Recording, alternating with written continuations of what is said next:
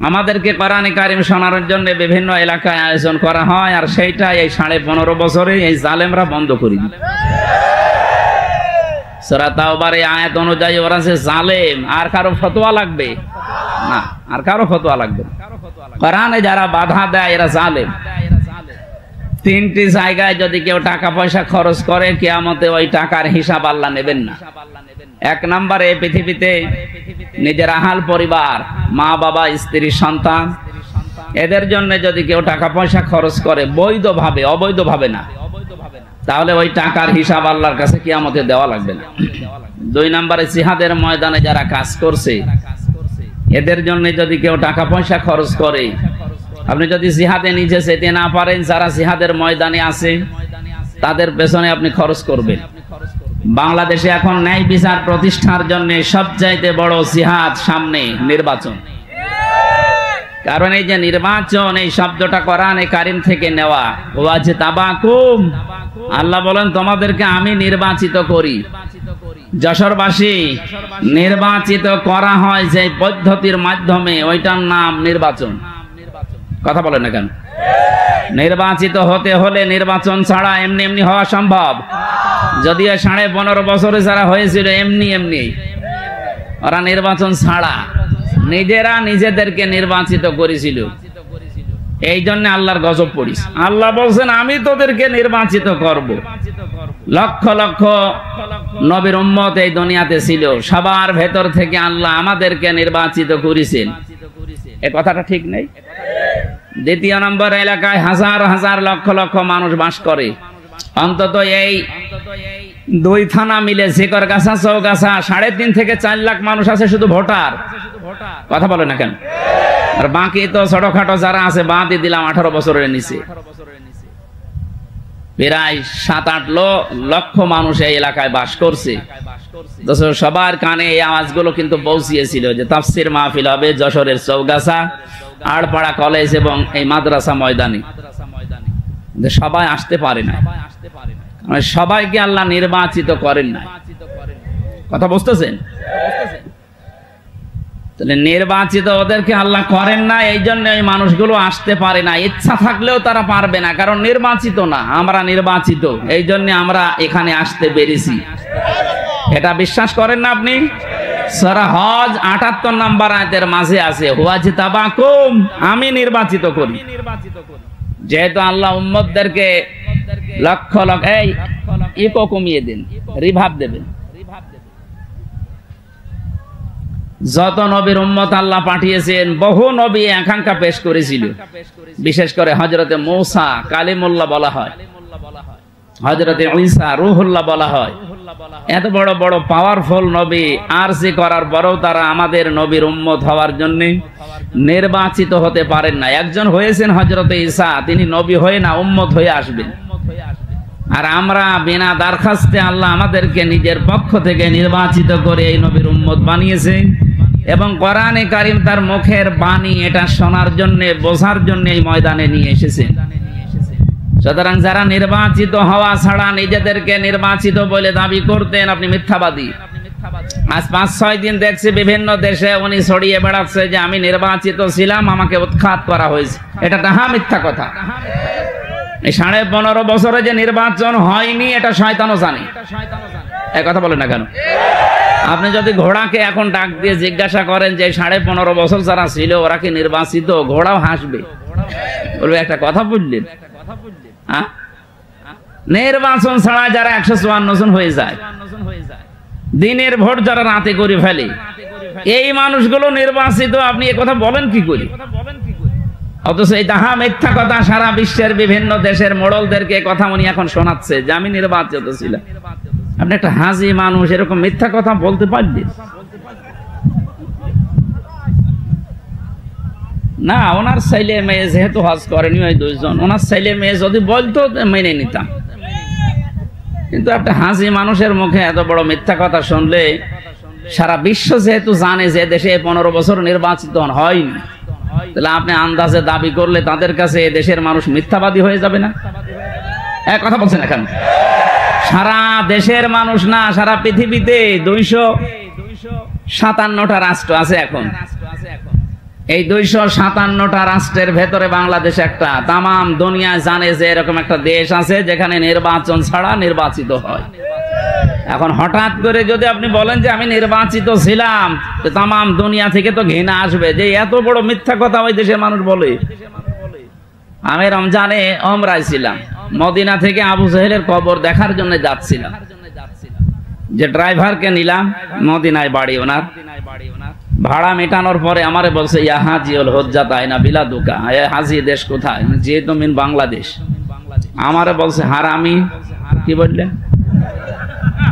আপনি? হারামি বললেন আমারে? বলছে না আপনাকে বলি নাই, আপনার দেশে যে দায়িত্ব আছে ওরে বলেছেন। হ্যাঁ বলেন, আপনি বলেন, আমি আপনার সাথে আরো তাল দিচ্ছি।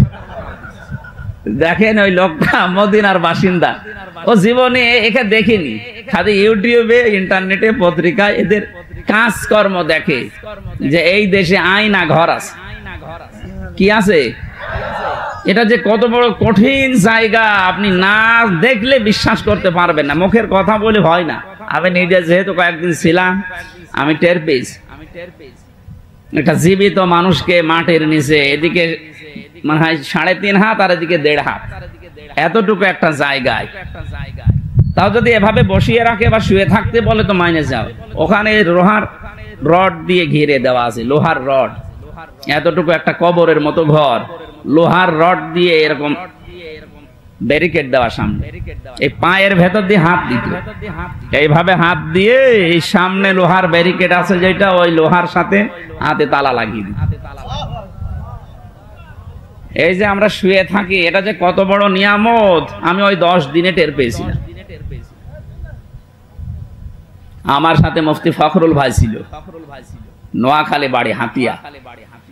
উনি দেখতাম 2 হাত 5 হাত একেবারে 60 হয়ে ঘুমিয়ে আছে। ভাই আপনি এমন করে থাকেন কি করে, এত আরাম পান? হামজা তোমার সাথে কি হয়েছে আমি জানি না, আমার সাথে এই হয়েছিল। আমার এইভাবে বেঁধে রাখতো, 2 মিনিট 5 মিনিট 10 মিনিট না, বছরের পর বছর 1.5-2 মিনিট সময় দিত পায়খানা করার জন্য, এই শেষ।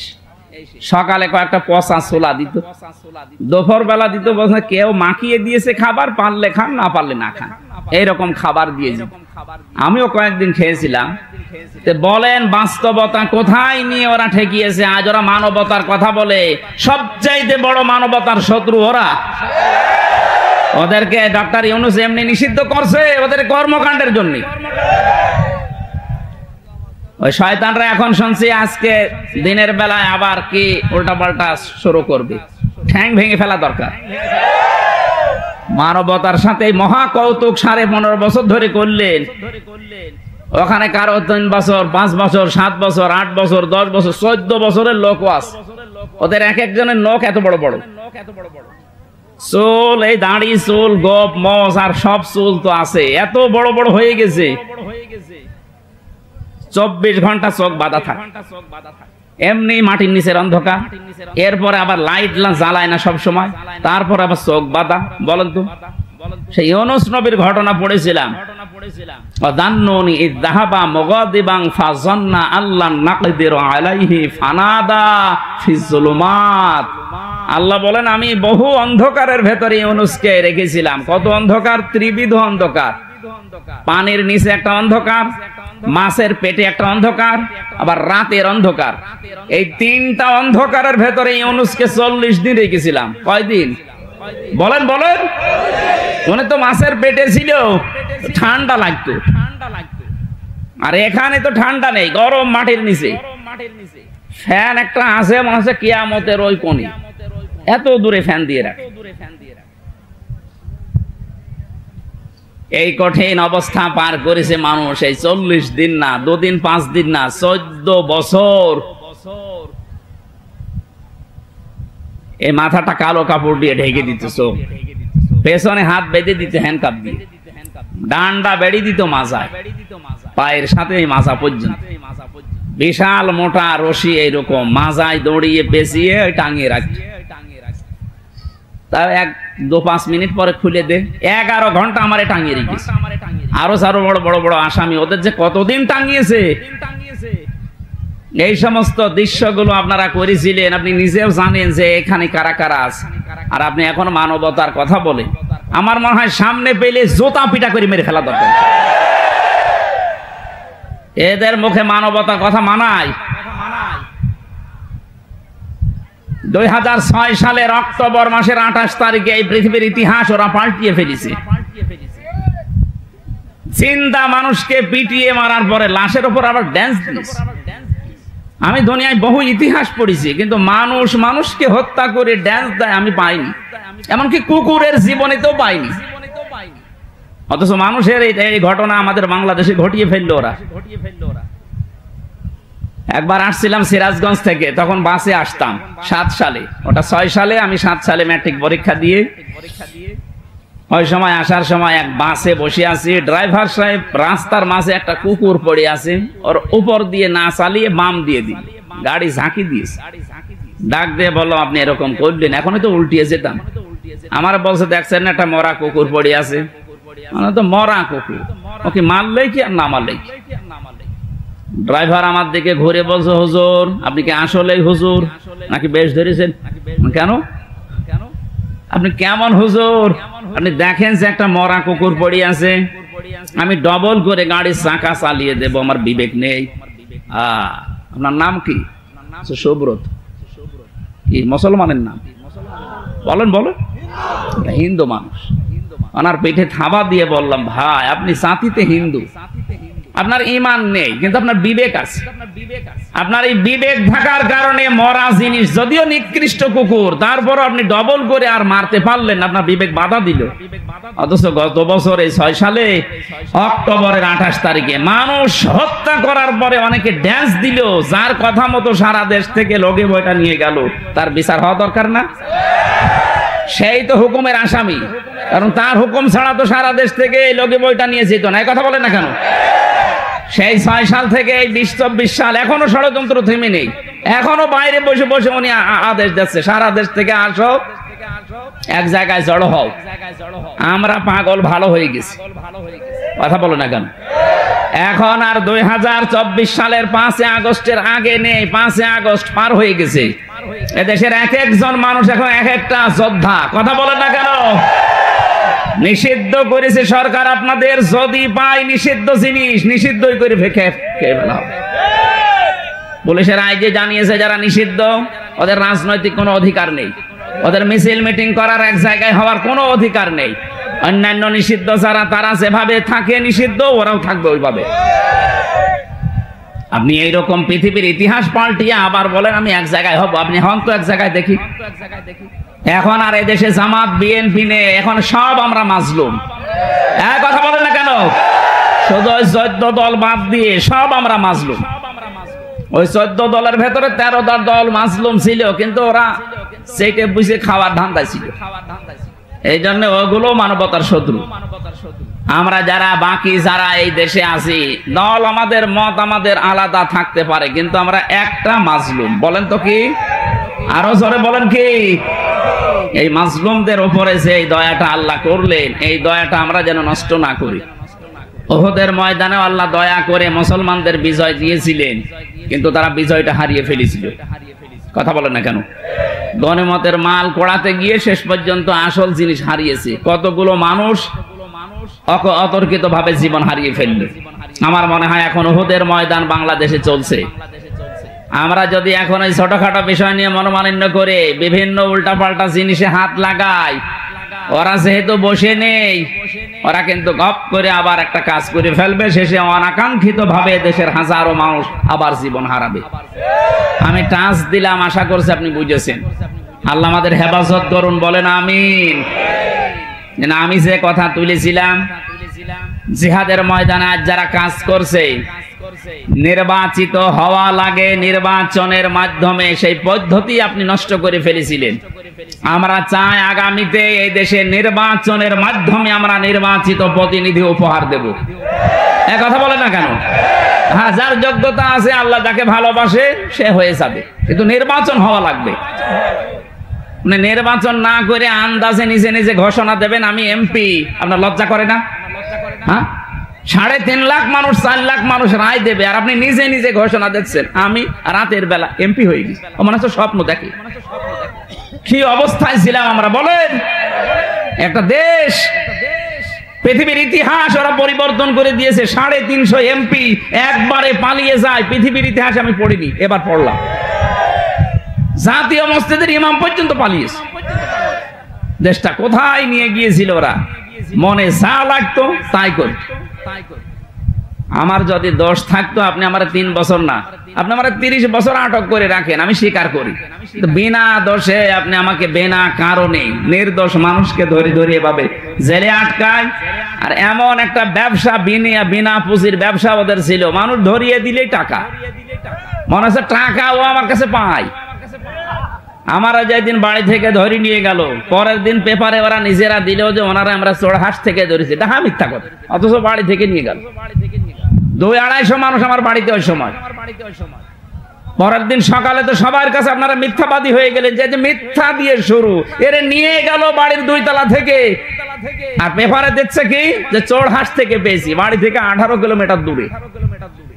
এই যে শুরু হয়ে গেল। পরের দিন বলছে আমার বাবারে যে আমরা 10 দিন রিমান্ডে নিচ্ছি, 10 লাখ টাকা দেন, নাই তো আমরা 50টা মামলা দেব। মনে হচ্ছে আমার বাবার কাছে টাকা পাই, সে টাকা পাচ্ছে। প্রশাসনের অবস্থা ছিল না আগে, শুধু একটু দাড়ি টুপি, এর একটু নাম দিয়ে দেবে জঙ্গি, এ নাম দিয়ে ধরবে, 5 লাখ টাকা মনে হচ্ছে ওর কাছে আপনি পাইতেন, সেই টাকা ওর পরিবার থেকে নিল। কোন জাহান্নামে আপনি এই দেশটাকে নিয়ে গিয়েছিলেন আপনি টের পাচ্ছেন? এখনো পর্যন্ত অনেক জালেম এই জালেমের বিপক্ষে স্ট্যাটাস দিচ্ছে। এগুলো মানুষ নামে একটা জানোয়ার, যারা জালেমের পক্ষে কথা বলে জানা শোনার পরেও। আপনি যদি জানেন যে লোকটা জালেম, এরপরেও যদি তার পক্ষে কেউ সাফাই গায়, নবী বলেন ও আমার উম্মত থেকে বের হয়ে যায়। বাংলাদেশে বহু মানুষ নবীর উম্মতের তালিকায় আর নেই, ওরা অলরেডি কাফের হয়ে গেছে। কারণ নবীর উম্মতের তালিকায় যারা থাকবে না তারা কি বলেন? সে ইহুদি হতে পারে, খ্রিস্টান হতে পারে, বৌদ্ধ হতে পারে, হিন্দু হতে পারে। নবীর উম্মতের তালিকায় যার নাম নেই ওইটা কাফের। আরো জোরে বলেন। আপনি নিজেকে কাফের ঘোষণা দিচ্ছেন, হয়তো বাংলায় বলছেন না আমি কাফের, কিন্তু কাজকর্মে আপনি কাফের হয়ে গেছেন। আল্লাহ আপনাকে হেদায়েত দান করে। হেদায়েত দান করলে হবে না, কারণ হেদায়েত জালেমদের আল্লাহ দেয় না। আল্লাহু লা ইয়াহদিল কওমাজ জালিমিন। তারপরেও দোয়া করার দরকার, দোয়া করছি আল্লাহ যেন তাদেরকে ফিরিয়ে আসার, অন্তত ওই যে সাহাবায়ে কেরাম যেভাবে ফিরে এসেছিলেন ওইভাবে ফিরে আসার তৌফিক দেন। বলেন আমিন। যারা তাদেরকে আল্লাহ নির্বাচিত করে এই ময়দানে নিয়ে আসলেন এই দিনের বেলায়, প্রচন্ড গরম, হাজারো কাজ ছিল আমাদের, সব বাদ দিয়ে আমরা এখানে এসেছি। যে আল্লাহ দয়া করলেন আমাদের উপরে, খুশি হয়ে বলেন আলহামদুলিল্লাহ। দরুদ আর সালাম পড়ছি আমাদের নবী মুহাম্মদ রাসূলুল্লাহ সাল্লাল্লাহু আলাইহি ওয়াসাল্লামের প্রতি। আজকে আমরা তেলাওয়াত করেছি সূরা নেসা, একটা মাত্র আয়াত পড়েছি। সূরা নেসার ভেতরে এমন এমন কিছু তথ্য আল্লাহ দিয়েছেন, একেবারে 176টা আয়াত আছে, 24টা রুকু আছে। এতগুলো কথা তো বলা সম্ভব না। মদিনায় যেহেতু নাযিল হয়েছে মাদানী জিন্দেগি নিয়ে, এবং এই সূরার যে কয়টা শিক্ষা আছে প্রথম আয়াতে, এইগুলো আপনাদের সামনে আমি উপস্থাপন করব। ওমা তাওফিক ইল্লা বিল্লাহ। সূরা নিসা, নিসা মানে মেয়ে লোক। নিসা মানে কি? আমি আসার সময় বহু মেয়ে লোক দেখেছি, এই জন্য এই সূরাটা বেছে নিলাম। আজ বাস্তবে আমাদের মেয়েদের অবস্থা কি, আর আল্লাহ কোরআনে কারিমে তাদের দায়িত্ব কি দিয়েছেন। কয়েকটা প্রশ্ন এখানে দেখলাম, এই প্রশ্নের আলোকে কিছু কথা আসতে পারে। এক বোন লিখেছে, বাংলাদেশ জামাত ইসলামী সংগঠনের কাজ মহিলাদের করা কোনো হাদিসে কোরআনে আছে না ঘরে বসে নামাজ রোজা করলে জান্নাত পাওয়া যাবে? কে লিখেছেন আমি জানি না। না, পৃথিবীর প্রত্যেকটি নবীর উম্মত যারাই দাবি করবে তাদের জন্য একামতে দ্বীনের কাজ করা তার স্ব জায়গা থেকে ফরজে আইন। এটা শুধু ফরজ না, ফরজে আইন। দলিল হচ্ছে সূরা তাওবা 71 নম্বর আয়াত। এরপরে যতগুলো কথা আছে আপনি মিলাবেন। আল মুমিনুনা ওয়াল মুমিনাতু বা'দুহুম আউলিয়াউ বা'দ ইয়ামুরুনা বিল মা'রুফি ওয়া ইয়ানহাউনা আনিল মুনকার ওয়া ইউকিমুনাস সালাতা ওয়া ইউতুনাজ যাকাতা ওয়া ইউকিমুনাস সালাতা ওয়া ইউতুনাজ যাকাতা উলাইকা সায়রহামুহুমুল্লাহ ইন্নাল্লাহা আসিজুন হাকীম। এই আয়াতের ব্যাখ্যায় দেখবেন ফি জিলালিল কোরআন আর ইবনে কাসির, আপনি এই দুইটা তাফসিরে দেখবেন অনেকগুলো পয়েন্ট ওখানে দেওয়া আছে। আল্লাহ বলেন মুমিন নারী মুমিন পুরুষ এরা একে অপরের বন্ধু। কে বলছেন? কোন কাজে বন্ধু? তারা ভালো কাজ করলে একে অন্যকে সাহায্য করবে, অন্যায় কাজ করলে তারা বাধা দেবে একে অন্যকে। তা আপনি যদি নারী পুরুষ খালি ঘরের ভেতরে বসে নামাজ রোজা করে শেষ করে দেয়, তো এই আয়াতটা আল্লাহ কি খেলা করার জন্য নাযিল করলেন? আল্লাহ শুধু মুমিন পুরুষের নাম দিতে পারতেন, মুমিনা পুরুষ যারা, নারী যারা, এদের নাম দেওয়ার দরকার ছিল? নাম যখন দিয়েছেন আপনার কাম কিছু আছে, কথা বলেন না কেন? আমাদের কাজ হবে নারী পুরুষ একসাথে মিলে আমরা ভালো কাজে আদেশ করব, যে যে জায়গায় আছে ওই জায়গা থেকে। তাই বলে পর্দার বিধান লঙ্ঘন করা যাবে না। এক কথা বুঝতেছেন? আজ অনেক মহিলা দেখতে পাচ্ছি বাংলাদেশে, চট্টগ্রাম বিভাগে আছে, আমার ওই লাইনে থাকি বেশি, তো অনেক মহিলা বিভিন্ন নামে, বিভিন্ন পীরের মুরিদ, বিভিন্ন সংগঠনের নাম নিয়ে এরা মাইকে ওয়াজ করছে আর হাজার হাজার মেয়ে লোক শুনতেছে। মেয়েদের কণ্ঠ পর্দার অন্তর্ভুক্ত। কথা বলছেন আমার? হ্যাঁ, আপনি আপনার নিজস্ব পরিমণ্ডলে যদি ওইভাবে কথা বলতে পারেন, আপনার আওয়াজ বাইরে গিয়ে এমন এমন পুরুষ আছে আপনার আওয়াজ শুনে উল্টাপাল্টা ধারণা করবে, শেষে তার মনের জেনা হয়ে যাবে। না, এরকম আল্লাহর ওলি দেশে নেই? আছে মানে কোরআনে কারিমে আল্লাহ মেয়ে লোক, তাও নবীর স্ত্রী, তাদেরকে উদ্দেশ্য করে আয়াত নাজিল করছেন। সূরা আহজাব 32 নম্বর আয়াত। ইয়া নিসান নাবিয়্যি লাস্তুন্না কাআহাদিম মিনান নিসাই ইন ইত্তাকাইতুন্না ফালা তাখদা'না বিল কওলি ফায়াতমা'আল্লাযী ফী কলবিহি মারাদু ওয়া কুলনা কাওলাম মা'রুফা। আল্লাহ পাক বলেন, হে নবীর স্ত্রীরা, দুনিয়ার কোন সরদার বংশ, সৈয়দ বংশ, কুরাইশ বংশ, এদেরকে আল্লাহ ডাক দেননি, ডাক দিয়েছেন সরাসরি নবীর স্ত্রীদের। যশোরবাসী আমরা যত খারাপ মানুষই হই, মায়ের সামনে খারাপ কাজ করার সন্তান দুনিয়ায় আছে। হ্যাঁ, অন্যায় উল্টা পাল্টা কাজ আমরা করি, কিন্তু মা বাবার সামনে কোন সন্তান অন্তত নিকৃষ্ট যে কাজ, আল্লাহর ভাষায় জিনা, এটা মা বাবার সামনে কোন সন্তান করবে? বলেন বলেন। আল্লাহ এদের নাম এই জন্য দিয়েছেন যে নবীর স্ত্রীর তো উম্মতের জন্য। এমনি মাকে আল্লাহ বলছেন, হে নবীর স্ত্রীরা, যখন কারো সাথে কথা বলবা পর্দার আড়াল থেকে বলবা। ১৫০০ বছর আগে হয়তো মোবাইল ছিল না, কিন্তু পর্দার হিসাব ছিল না। কথা বলেন না কেন?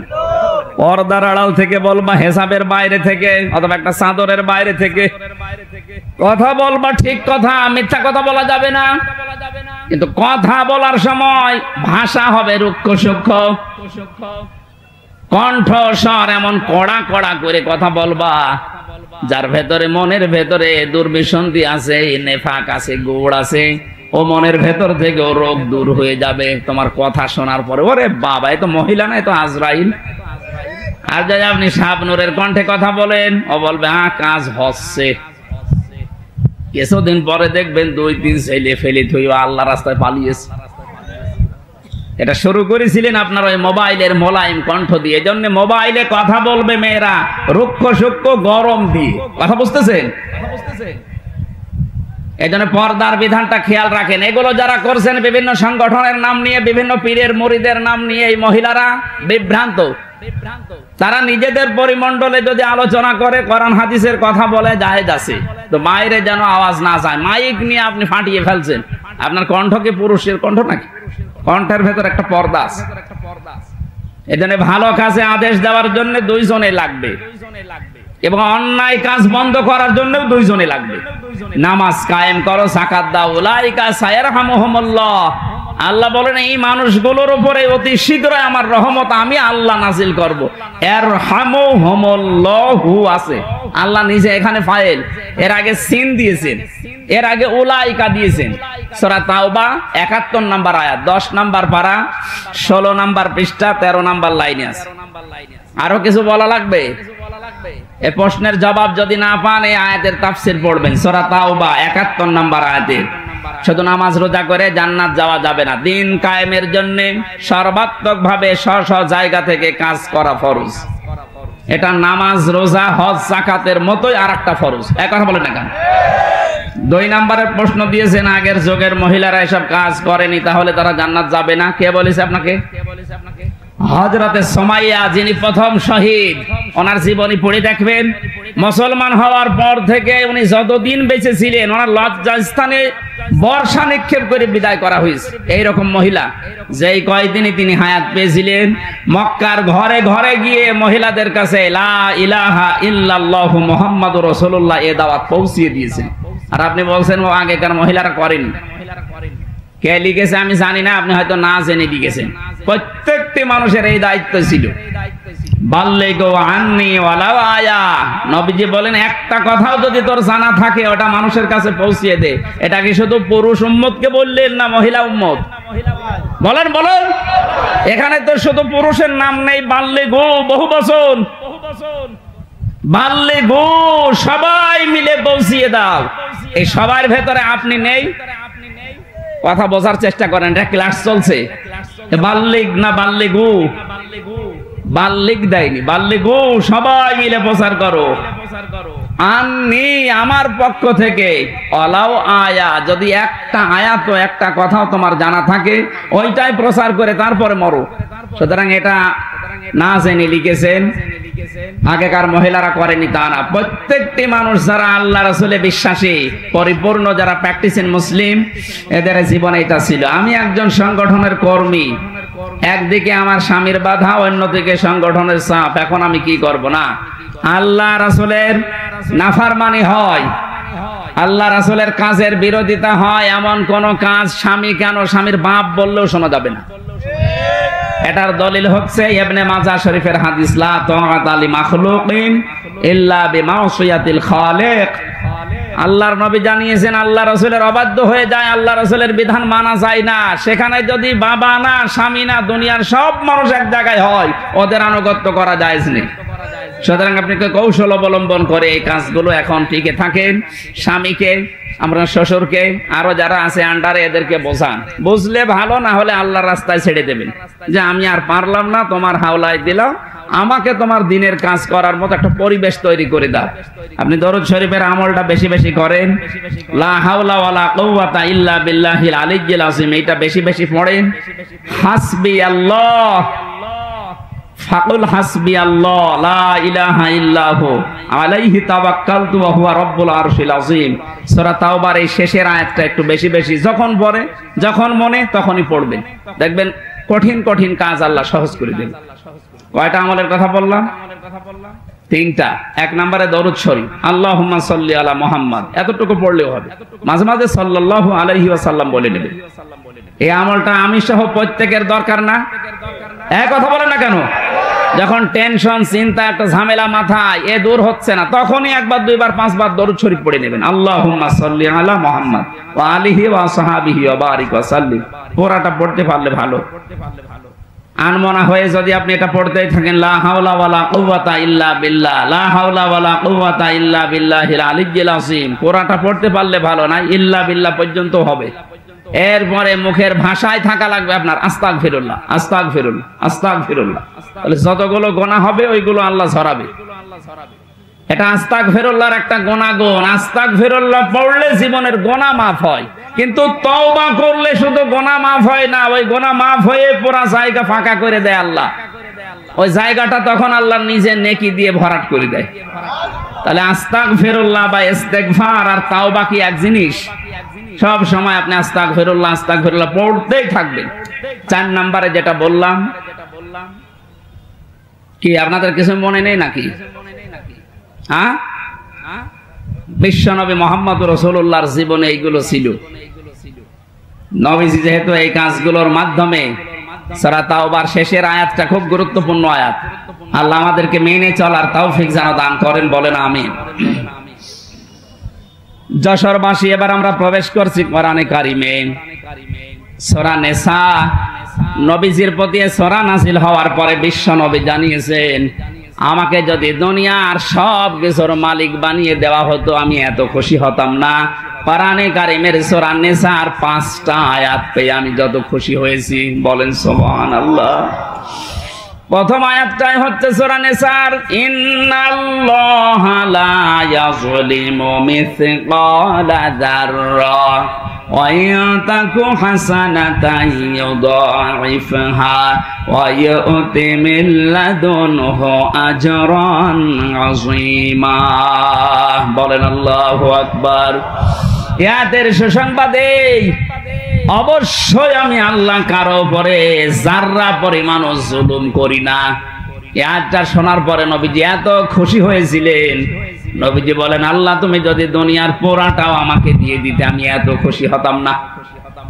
দ্বিতীয় নম্বরে তিনি খুশি হয়েছিলেন ইন তাজতানিবু কাবাইর মা তুনহাউনা আনহু নুকাফির আনকুম সাজ্জিয়াতিকুম ওয়া নুদখিলকুম মুদখালান কারীমা। আল্লাহ বলেন যদি তোমরা বেঁচে থাকতে পারো বড় বড় কবিরা গুনাহ বড় বড় অপরাধের কাছ থেকে ছোটখাটো অপরাধ যেগুলো হবে সগীরা গুনাহ আমি আল্লাহ ওগুলো মাফ করে দেব। সুতরাং যশোরবাসী আমি আমার কিতাবে পেয়েছি 199টা বড় বড় গুনাহ আছে, কবিরা গুনাহ যেগুলো বলা হয়। ইমাম আয-যাহাবীর লেখা বইতে পেয়েছি আমি 70টা। এই গুনাহগুলো থেকে কোনো মানুষ যদি নিজেকে মুক্ত রাখতে পারে, ছোটখাটো অপরাধ যেগুলো আমাদের জীবনে ঘটে যাবে আল্লাহ নিজের ইচ্ছায় মাফ করে দেবেন। বলেন সুবহানাল্লাহ। আজকে থেকে চেষ্টা চালাবেন। আমরা কয়েকটা সামনে যদি আসে বলবো। 3 নম্বরে নবীজি বলেন আমি খুশি হয়েছিলাম ওই আয়াতটা পেয়ে, শিরিক সম্পর্কিত। ইন্নাল্লাহা লা ইয়াগফিরু আন ইউশরাকা বিহি ওয়া ইয়াগফিরু মা দুনা যালিকা লিমান ইয়াশা। অবশ্যই আমি আল্লাহ সব গুনাহ মাফ করে দেব বান্দার, কিন্তু শুধু শিরকের গুনাহটা আমি আল্লাহ মাফ করব না। এই ঘোষণা কার? এইটা খেয়াল করবেন। আল্লাহ রাব্বুল আলামিন শিরকের কথা বললেন।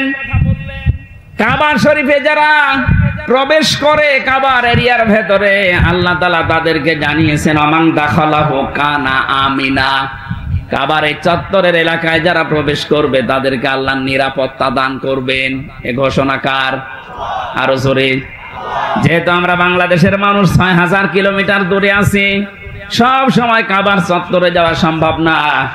আমাদের ৫৬,০০০ বর্গ মাইল যদি কাবার চত্বরের মতো নিরাপত্তা দিয়ে ঢেকে রাখতে চাই, কোনো আমল নেই দুনিয়ায়, কোনো কাজ নেই। এটা সূরা আনামের ৮২ নম্বর আয়াতে পাবেন।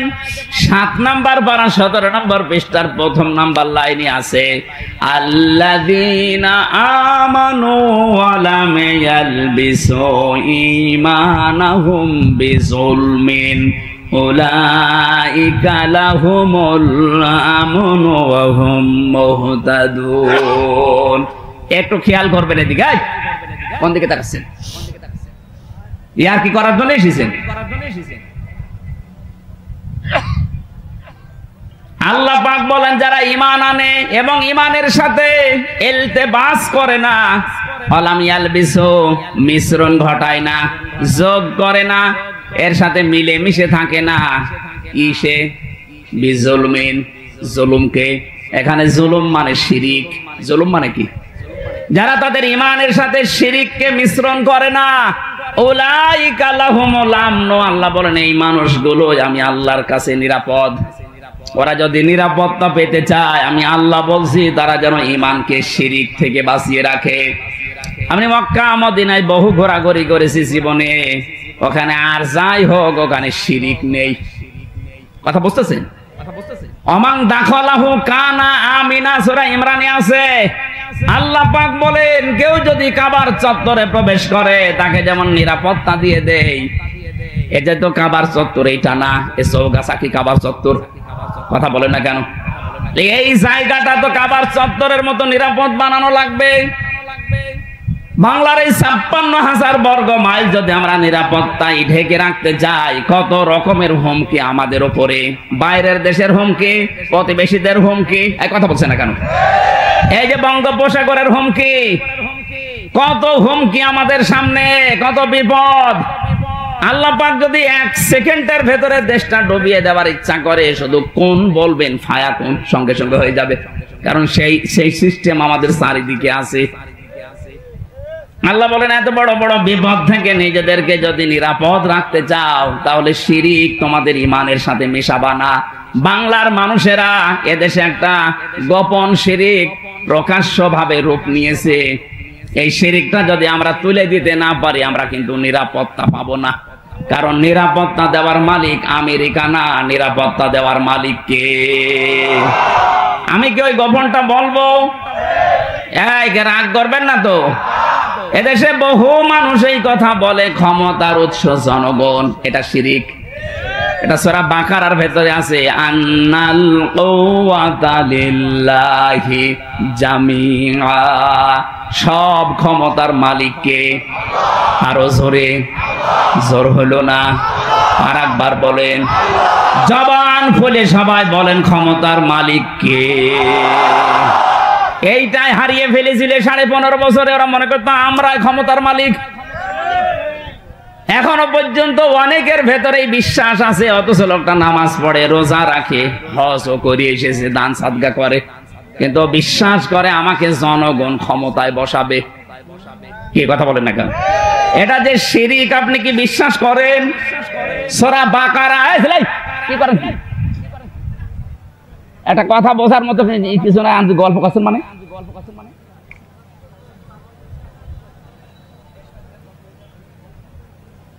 যে গুরুত্বপূর্ণ বিষয়টা টাচ দেয়, খুব ভালো করে খেয়াল করেন। হাজারো মানুষ আজ এই শিরিকটা বুঝে করুক না বুঝে করুক, মুশরিক হয়ে মরে যাচ্ছে। বলে তো বিশ্বাসী মানুষ দেশে নেই। এক কথা বলেন না কেন? আপনার নামাজ দিয়ে কি করবেন? আপনি তো মুশরিক। এই মাহফিলটা দিয়েছেন 1 বছর পরে, এটা তো কিছু দরকার। কিছু যদি নিতে না পারেন, 7 টাকা খরচ করা কি দরকার ছিল আপনার? আজকে নিয়ে যাওয়া লাগবে। যাদের ওই বিশ্বাস আছে, আপনি যেন এই মুহূর্তে বিশ্বাসটা পাল্টাতে পারেন। এটা আপনার কাজে লাগবে সব সময়, মরণের সময়। এখন একটা তথ্য বলছি কোরআনে কারিম থেকে, সূরা নাহাল 32 নম্বর আয়াত।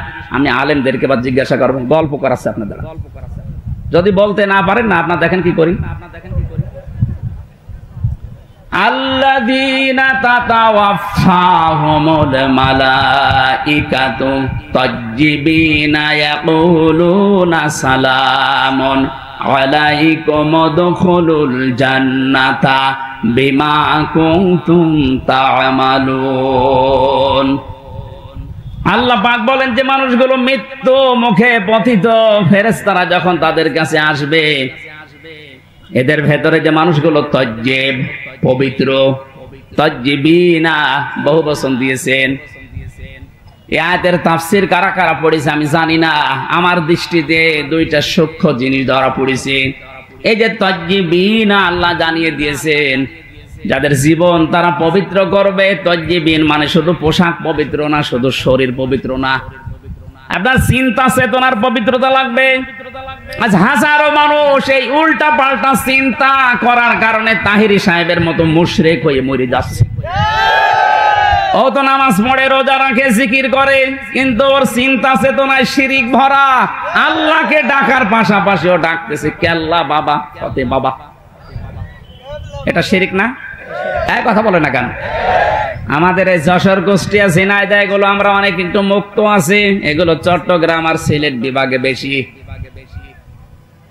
আমি যেটা আপনাকে শিক্ষা দেওয়ার জন্য বলছি, ফেরেশতারা যখন দেখবে এর মৃত্যু পর্যন্ত পুরাটা এর শরীর না, এর পোশাক না, এর চিন্তা চেতনা, এর বিশ্বাস, এর কর্মজীবন, সব জায়গাগুলো পবিত্র, পরিষ্কার, পরিচ্ছন্ন, তখন ফেরেশতারা বলবে ইয়াকুলুনা সালামুন আলাইকুম উদখুলুল জান্নাহ, শান্তি তোমাদের উপরে, প্রবেশ করো আল্লাহর ওই বাগানে। জোরে বলেন আল্লাহু আকবার। আমাদের প্রতিটি মানুষের জীবনে এরকম একটা সময় আসুক, আমরা চাই না। তাহলে আমাদের চিন্তার পবিত্রতা আনা লাগবে। যারা এই বিশ্বাসে এখনো পর্যন্ত আছেন যে ক্ষমতার উৎস জনগণ, এরা আমাকে ভোট দিয়ে ক্ষমতায় বসাতে পারে, আল্লাহ না, তাহলে এই বিশ্বাস করার নাম। কারা কারা এই বিশ্বাস করেন হাত তোলেন তো। এলাকায় তো মুশরিক আছে, মুশরিকের জন্য জানাজা নেই, কবরস্থান নেই, ওই যে পুড়িয়ে ফেলে হিন্দুদের মতো আপনাকেও পুড়িয়ে ফেলা লাগবে না। কয়েকজনের আছে আমি জানি, যাদের আছে তারা পাল্টাবে। এই মুহূর্তে এই শিরকটা বাংলাদেশ থেকে আমরা তুলে দিতে চাই, এটা লাইভ চলছে, সারা দুনিয়া শুনতেছে। ক্ষমতার উৎস কে বলেন তো? এই জবান খুলে বলবেন ক্ষমতার উৎস কে?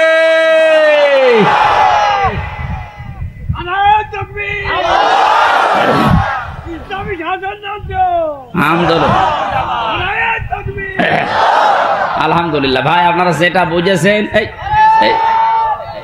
বসেন বসেন বসেন, এমনি সময় নেই ভাই।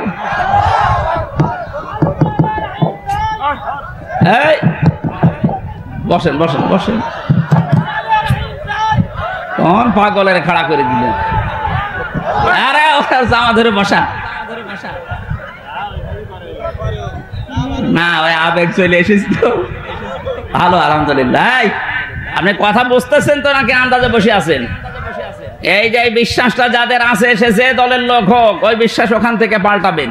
ক্ষমতায় আমাকে জনগণ দিতে পারে না, দিতে পারে কে? যদি ওই বিশ্বাস করেন কোরআনের অনেকগুলো আয়াত আপনি মানেন না, কুলিল্লাহুম্মা মালিকাল মুলকি তুতিল মুলকা মান তাশা, এটাও আপনি মানেন না। এজন্য আজকে থেকে বিশ্বাস পাল্টিয়ে বাড়ি যাবেন নাকি? যদি এই বিশ্বাস পাল্টিয়ে শিরিক মুক্ত জীবন এই দেশে আমরা গঠন করতে পারি, আল্লাহ বলেন উলাইকা লাহুমুল আমনু। এই যে এইভাবে এই আঙ্গুল আল্লাহ এই যশোর চৌগাছা আড়পাড়ার দিকে এভাবে দেখিয়েছে, এই যে এই মানুষগুলোকে আমি আল্লাহ নিরাপত্তা দেব। সুবহানাল্লাহ বলতে পারেন না? কাবার চত্বরে নিরাপত্তা দেবেন কে? এটা তো আর কাবার চত্বর না, এটা তো বাংলাদেশ। এখানে নিরাপত্তা পেতে হলে অবশ্যই শিরিক মুক্ত জীবন তৈরি করা লাগবে। 15.5 বছরে অনেকে জাতিকে শিরিক যুক্ত করার জন্য চেষ্টা চালাচ্ছিল, আল্লাহ আমাদেরকে বাঁচিয়েছেন। মানে আমরা যদি এখন না বেঁচে আবার শিরিক আরম্ভ করি, নিরাপত্তা থাকবে দেশে? 4 নম্বরে বিশ্ব নবী বলেন, আমি সবচাইতে বেশি খুশি হয়েছি আল্লাহর কোরআনের সূরা নিসার আয়াতটা পেয়ে, ওয়ালাউ আন্নাহুম ইয়াযলামু আনফুসাহুম জাউকা ফাস্তাগফিরুল্লাহা ওয়াস্তাগফারা লাহুমুর রাসূলু লাওয়াজাদুল্লাহা তাওয়াবার রহিমা। যশোরবাসী, আল্লাহ বলেন কোন মানুষ যখন নিজের উপরে জুলুম করে তখন এই মানুষটা নিজে নিজেকেই ফিরিয়ে নিয়ে আসে, অথবা আপনার কাছে হে রাসূল তারা এসে তাদের গুনার এই শিরকের এই জুলুমের কথা স্বীকার করে, বলে হে নবী আপনি আমার জন্য ক্ষমা চান। এখন যেহেতু নবী নেই, এই 15.5 বছরে যারা জুলুম করেছেন নিজের উপরে, নফসের উপরে, মানুষের উপরে, জনগণের উপরে, এই জুলুম করার পরে আপনি ফিরে আসবেন নিজে নিজে অনুশোচনা নিয়ে, অনুতপ্ত হয়ে। শুধু এতটুকু আল্লাহ বলেননি, ফাস্তাগফিরুল্লাহা ওয়াস্তাগফারা লাহুমুর রাসূল, তারা নিজেরা তো নিজে ক্ষমা চাইবে, হে নবী আপনার কাছেও তারা আসবে যে আপনিও আমাদের জন্য ক্ষমা চান। নবীজি এখন নেই, নবীর নায়েব আছে, উত্তরাধিকারী নায়েবে রাসূল। কথা বলেন না কেন? এই পৃথিবীতে যারা জ্ঞান পেয়েছে, এলেম পেয়েছে, যারা আলেম, এরা নবীর নায়েব, স্থলাভিষিক্ত। এদের কাছে যে আপনি শোধরাবেন যে কি করে এই গুনাহ মাফ করা যায়, মুক্ত হওয়া যায়, আপনি আমার কাছে আসেন, আমি আপনাকে বলে দেব যে এইভাবে গুনাহ মাফ চাইতে হবে। আপনি আল্লাহর কাছে দোষ করেছেন, আস্তাগফিরুল্লাহ পড়েন, মাফ হয়ে যাবে। এটা হামজার কাছে যদি দোষ করে থাকেন, আস্তাগফিরুল্লাহ হবে না, ওটা হামজার কাছে বলা লাগবে। সুতরাং এই 15.5 বছরে যাদের দ্বারা মানুষের ব্যবসা বন্ধ হয়ে গেছে, যারা চাঁদাবাজি করেছেন, যারা গম খুনের সাথে জড়িত, যারা মিথ্যা মামলা দিয়ে, মিথ্যা সাক্ষী দিয়ে মানুষের জীবন নষ্ট করে দিয়েছেন, যারা আয়না ঘরের সাথে জড়িত, তারা আস্তাগফিরুল্লাহ কাজ হবে না। ওদের কাজ করতে হলে অবশ্যই তার ক্ষতিপূরণ দেওয়া লাগবে। আমার ক্ষতিপূরণ 32 লাখ। হ্যাঁ, আমার এই 3টা বছর থেকে শুরু করে আমাকে ধরার পরে আপনি 10 লাখ টাকা নিয়েছিলেন মিথ্যা আশ্বাস দিয়ে যে আমরা 50টা মামলা দেব যদি 10 লাখ টাকা দেন। আর দেব না, টাকাও নিয়েছেন, মামলাও দিয়েছেন, তাহলে ডবল জুলুম। এমনি মিথ্যা মামলা, এর উপর আবার টাকা নিলেন, এর উপর কথা ঠিক রাখলেন না, ওরা জুলুমের উপরে। 3 বছর আপনি আমার ফাঁসির কন্ডেম ছেলে তালাবদ্ধ করে যোগাযোগ বিচ্ছিন্ন করে রেখে দিলেন। আমি তো নিজেও জানি না আমার ছেলে মেয়ে আমার বউ বেঁচে আছে কিনা, আমি জানি না। ওই কারারক্ষীদের মাঝখানে খবর নিতাম, ওই একদিন খবর দিলে 14 দিন পরে ডিউটি, তখন বলতো যে হ্যাঁ ওরা বেঁচে আছে। আপনি আমার মোবাইলেও কথা বলতে দিতেন না, সরকারিটাই সবাই থাকবে একভাবে, আর আমি আর মাওলানা মামুনুল হক থাকবো আর একভাবে। কেন, আমি কি করেছিলাম? কোরআনের কথাগুলোই তো ব্যাখ্যা করে করে বলতাম, তাছাড়া আমার কোনো দোষ আপনি পেয়েছেন? কয়েকদিন আগে মামলা খারিজ হয়ে গেছে, আদালত বলছে না এর কোনো সম্পৃক্ততা নেই, একেবারে নির্দোষ, এর কোনো দোষ এই মামলার সাথে আমরা পাইনি।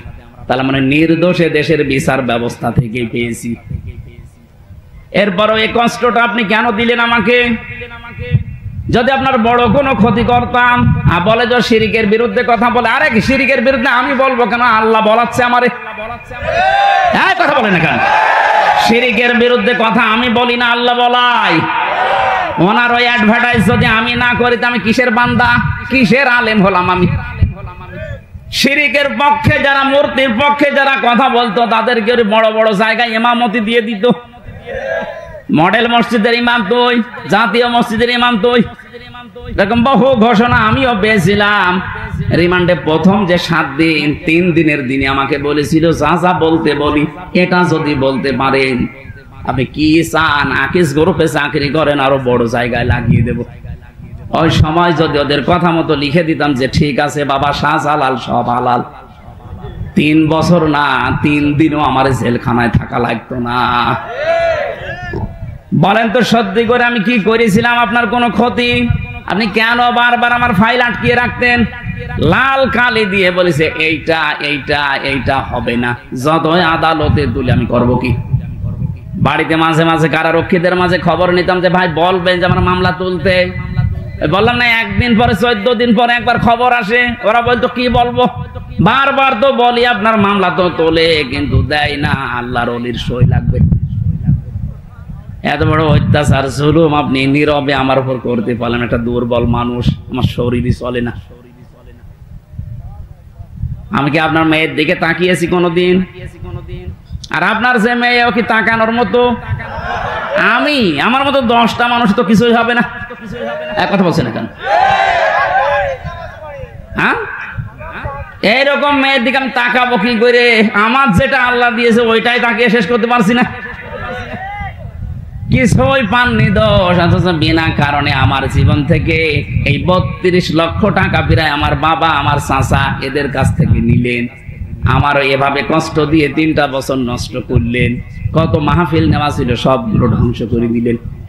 আর আপনি এখন আস্তাগফিরুল্লাহ পড়বেন, আল্লাহ মাফ করে দেবে। আল্লাহ কি ওই রকম নাকি? হ্যাঁ, আল্লাহর কাছে দোষ করেছেন, ওইটা আল্লাহর ব্যাপার। আপনি নামাজ পড়েননি, মাফ চান, উনি মাফ করে দেবে। রোজা রাখেননি, যদি বলেন আমার ভুল হয়ে গেছে, উনি মাফ করে দিলেও দিতে পারে, আবার শাস্তি দিলেও দিতে পারে। কিন্তু বান্দার কাছে যদি কোনো অপরাধ করে থাকেন, ওই অপরাধের শাস্তি নেওয়ার জন্য তার কাছে স্বীকার করা লাগবে আর তার ক্ষতিপূরণ দেওয়া লাগবে, নয়তো আপনার মাপ নেই। কোন মানুষ যখন মানুষ হত্যার সাথে জড়িত হয়ে পড়ে, অমাইয়াকুতুল মুমিনাম মুতাআম্মিদান ফাজাযাউহু জাহান্নাম খালিদান ফিহা ওয়া গাদিবাল্লাহু আলাইহি ওয়া লা'নাহু ওয়া আ'আদ্দা লাহু আযাবান আযীমা। সূরা নিসার 93 নম্বর আয়াতে আছে, কোন মানুষ যদি কোন মুমিনকে হত্যা করে ফেলে তার শাস্তি 4টা। কয়টা?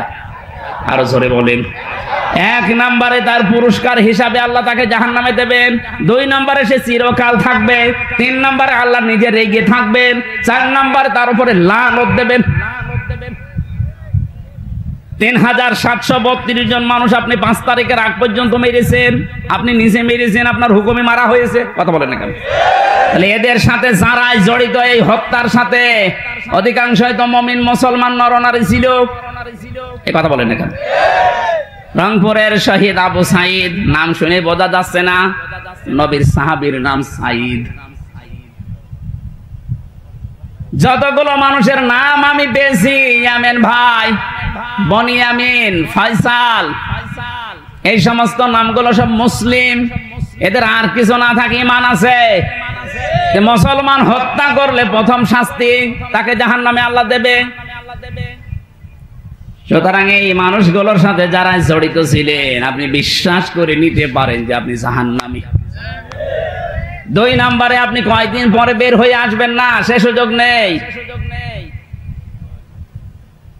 অনেকে মনে করে আমি যাব, কয়দিন নাই থাকলাম, একটু গোতা কাতা খালাম, এরপরে বের হয়ে সুন্দর করে গোসল করবো, হাউজে কাউসার থেকে আগে হামজা ছিলাম, ডবল হামজা হয়ে যাব।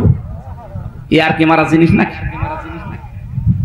আমি কোরআনে কারীম থেকে কয়েকটা দলিল বলছি, যারা এই যে ইচ্ছা করে করে এভাবে হত্যা করলেন তাদের কোরআনে কারীম তাদের সম্পর্কে জানিয়েছে। এটা সূরা জুমারের ভেতরে আছে, এটা 19 নম্বর আয়াত সূরা জুমারের। আফামান হাক্কা আলাইহি কালিমাতুল আযাব আফা আনতা তুনকিযু মান ফিন্নার। আল্লাহ পাক বলেন, যে ব্যক্তির উপরে দণ্ডাদেশ কায়েম হয়ে গেছে, আমি যার ব্যাপারে সিদ্ধান্ত নিয়েছি যে ও জাহান্নামে যাবে। এই যে সূরা নিসার 93 নম্বর আয়াতে সিদ্ধান্ত কার? ওমাই ইয়াকতুল মুমিনা মুতাআম্মিদান, যে ব্যক্তি কোনো মুমিন হত্যা করবে ফাজাযাউহু জাহান্নাম। মাঝখানে ফা দিয়েছেন, কি দিয়েছেন? কেন? ফা 19টা অর্থে ব্যবহার হয়। যারা বালাগাত মানতেক পড়েছে তারা জানে এখানে 13 নাম্বার একটা কায়দায় আমি পড়েছি, ফা ব্যবহার করা হয় এর পুরস্কার হিসাবে, জাযা হিসাবে। আগে যে কাজ করেছেন ওর পুরস্কার আল্লাহ দেবেই দেবে। সুতরাং যারা মুমিন হত্যার সাথে জড়িত, ডাইরেক্ট ইনডাইরেক্ট, এক কথা বলা লাগবে। আপনি হয়তো বলছেন, কই আমার হাতে তো পিস্তল ছিল না, আমি তো মারি নাই। আরে ভাই, আপনার নির্দেশ মতোই তো লগি বইটা গেছে। এই যশোরের চৌগাছার কোন পাগলা কোথায় এর কামড় দিয়েছে, কোন কারণে এখান থেকে ঢাকায় লগি বইটা নিয়ে যাবে? আপনার হুকুমে গেছে। তার মানে হুকুমের আসামি পরোক্ষ প্রত্যক্ষ আপনি। এ ফাট আল্লাহ এই কারণে দিয়েছেন, এই পুরস্কার হিসাবে তাদের প্রথমে আমি জাহান্নামে দেব। আর এখানে বললেন আফামান হাক্কা আলাইহি কালিমাতুল আযাব, যাকে শাস্তি দেব বলে আমি সিদ্ধান্ত নিয়ে ফেলেছি, আমি রায় দিয়ে দিয়েছি, বিচার করার পরে ফাইনাল সিদ্ধান্ত জানিয়ে দিয়েছি জাহান্নামী। আফা আনতা, এরপরও ফা দিয়েছেন, হরফে ইস্তেফহাম, প্রশ্নবোধক চিহ্ন, ইন্টারোগেটিভ সেন্টেন্স। আফা আনতা, হে নবী আপনি কি পারবেন? কাকে বলছে? নবীকে। কাকে বলেন? বলেন। আফা আনতা, আপনি কি পারবেন? তুনকিযু মান ফিন্নার, ওই লোকটাকে জাহান্নাম থেকে বের করে নিয়ে আসতে। আপনি যে ধান্দায় আছেন আমি নবীর উম্মত, আপনি তো উম্মতই নেই। কথা বলেন না কেন? এখানে নবীকে আল্লাহ বলছেন আফা আনতা তুনকিযু মান ফিন্নার, আপনি কি পারবেন ওই লোকটাকে জাহান্নাম থেকে বের করতে? তার মানে নবী যদি না পারে, হামজার খবর আছে? ও মনে করছে না বাইতুল মুকাররম আমার মন মতো ইমাম আছে, ও দোয়া করবে। একজন দোয়াও করেছিল, আল্লাহ বঙ্গবন্ধুকে যারা মেরেছে তাদের সবাইকে তুমি জান্নাত দিও। দোয়া পড়াটা উল্টে গেছে। এটা তো একটা গেল, এরকম 27টা আয়াত আছে কোরআনে কারিমে। জাহান্নামে আল্লাহ যাদেরকে দেবে খেলাচোরা করার জন্য না, 2 দিন পরে পরে আপনাকে বের করে করে আবার সুন্দর করে হাউজে কাউসার দিয়ে গোসল করে দিয়ে দেবে। তাহলে তো দুনিয়ায় কেউ গোনায় ছাড়বে না। ও মনে করবে যা করি করি, নাই 10 বছর থাকলাম, 10 বছর পরে যখন বের হব একেবারে কালো হয়ে যাবো হাড়ির তলার মতো। একবার গোসল করলেই তো আবার আগের হামজা আবার 100 গুণ চেহারা ফিরে যাবে। আমার আর কোনো অসুবিধা না। ও জীবনে কোনোদিন গোনা ছাড়বে? বলেন বলেন। এই যে যারা ইচ্ছা করে করে মানুষগুলো মারলেন, একটা কবিরা গুনাহ। নবীজি এমনি তো খুশি হয়নি যে যারা বড় বড় কবিরা গুনাহ থেকে বেঁচে থাকতে পারবে তাদের ছোট গুনাহ আল্লাহ মাফ করে দেবে। ওয়ানুদখিলকুম মুদখালান কারীমা, একটা সম্মানজনক জায়গায় আল্লাহ তাদেরকে পৌঁছিয়ে দেবে। তার নাম জান্নাত। তার নাম কি? আমার আলোচনার বিষয় ছিল এই জায়গায় যে নিজে অপরাধ করেছেন যার কাছে, আপনি ক্ষমা চাবেন তার কাছে। সে যদি বলে আমার ক্ষতিপূরণ দেন, তার ক্ষতিপূরণ দেবেন, এরপরে পড়বেন আস্তাগফিরুল্লাহ। কথা বুঝেছেন না না বুঝার ভান করে আছেন? বলেন বলেন। এই বাংলাদেশে এই তাওবাটা যদি শুরু হয়ে যায়, আমি যেমন আমার টাকা ফেরত পাবো, আমার মতো হাজারো মানুষ তাদের ব্যবসা ফেরত পাবে। কত মানুষের কাছ থেকে মিথ্যা মামলা দিয়ে, মিথ্যা সাক্ষী দিয়ে, শুধু মনে আছে পাওনা টাকা চাইতে চায়, আরো দিয়ে দেয়। এরপরের আয়াত ছিল নবীজি বলেন 5 নাম্বার আয়াত, আমি যেটা সবচাইতে বেশি খুশি হয়েছি জানো, অমাইয়া আমাল সুআন আও ইয়াজলিম নাফসাহু সুম্মা ইস্তাগফিরিল্লাহ ইয়াজিদিল্লাহ গফুরুর রহিমা। বলেন আল্লাহু আকবার। এটা সূরা নিসা 110 নম্বর আয়াতে আছে, যে কেহ দুষ্কর্ম করে অথবা স্বীয় জীবনের উপর অত্যাচার করে অথবা আল্লাহর নিকটে সে ক্ষমা প্রার্থী হয়, সে আল্লাহকে ক্ষমাশীল এবং করুণাময় দেখতে পাবে। জোরে বলেন সুবহানাল্লাহ। এই 5টা আয়াতের ভেতরে লক্ষ লক্ষ কথা লুকিয়ে আছে তাফসীরে ইবনে কাসিরে। নবীজি আনাচ্ছেন, আমি যা খুশি হয়েছি 5টা আয়াত পেয়ে, তামাম দুনিয়া আল্লাহ আমাকে দিয়ে দিলেও এত খুশি আমি হতাম না। সেই সূরার প্রথম আয়াত পড়েছি, মেয়েদের আলোচনা আজকে আয়াতের ভেতরে আছে। আমার কি সময় বেশি হয়ে গেল? শেষ করে দেব? মেয়ে লোক বহু দেখলাম, এই জন্য ওদের সম্পর্কে আজকে আয়াত পড়েছি। নেশা মানে মেয়ে লোক। নেশা মানে কি?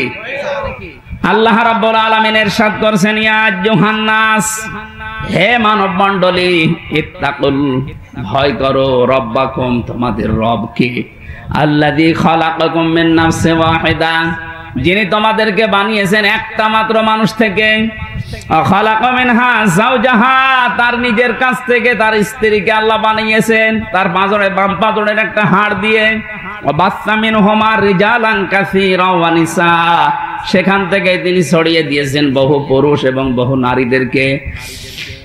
আত্তাকুল্লাহ, আল্লাহকে ভয় করো, আল্লাযী তাসালুনা বিহি ওয়াল আরহাম, যার নাম নিয়ে তোমরা একে অন্যকে বিয়ে শাদী করো, কিছু চাও তার কাছে যার নাম নিয়ে।